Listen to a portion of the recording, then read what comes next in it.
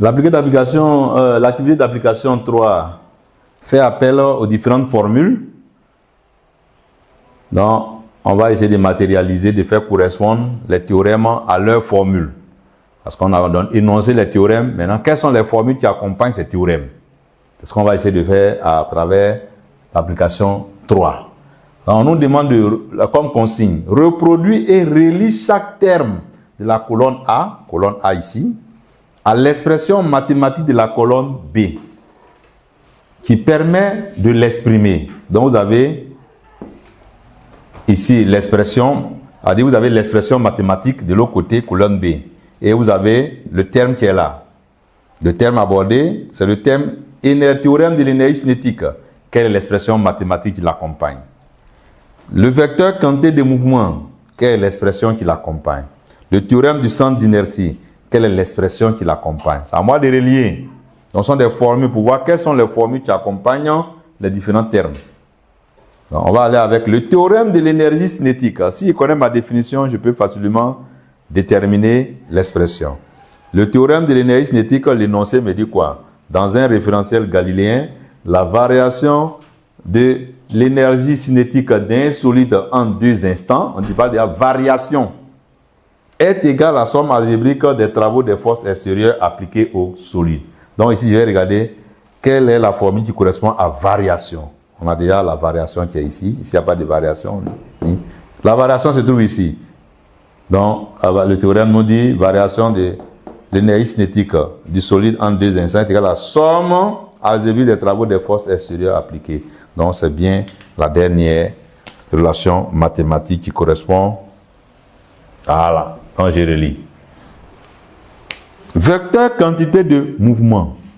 La quantité de mouvement, c'est un terme qui a été abordé en classe de seconde C. Vecteur quantité de mouvement, par définition, ça fait le produit de la masse par le vecteur vitesse. Donc, en m'appuyant sur la formule vue en classe de seconde C, cela correspond à la première expression. Théorème du centre d'inertie. Le théorème, je dois connaître le théorème. Le théorème me dit quoi? L'énoncé.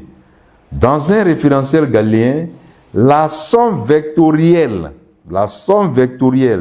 des forces extérieures appliquées à un système est égale. Donc déjà, il y a somme des forces extérieures, somme vectorielle des forces extérieures, les deux, est égale au produit de sa masse par le vecteur accélération de son centre d'inertie. Donc ça veut dire quoi?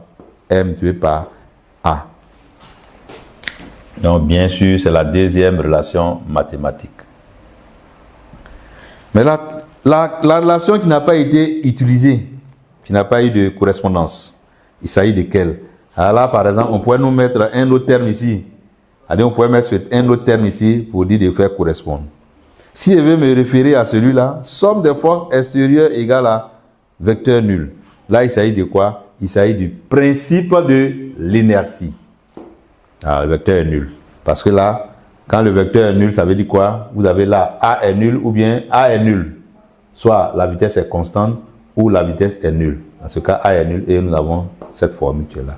Donc ça, si on nous mettait le principe de l'inertie, j'allais faire la correspondance. Mais ce n'est pas le cas ici. Ici, on a donné 3 termes et 4 expressions mathématiques. Voilà. Donc vous avez un terme qui est un terme distracteur qui vous distrait ici, c'est ce terme qui est là. Donc les bonnes expressions, les bonnes expressions, c'est celui-là et le dernier. Voilà ce qu'on pouvait dire sur la correspondance concernant l'activité d'application numéro 3. Merci.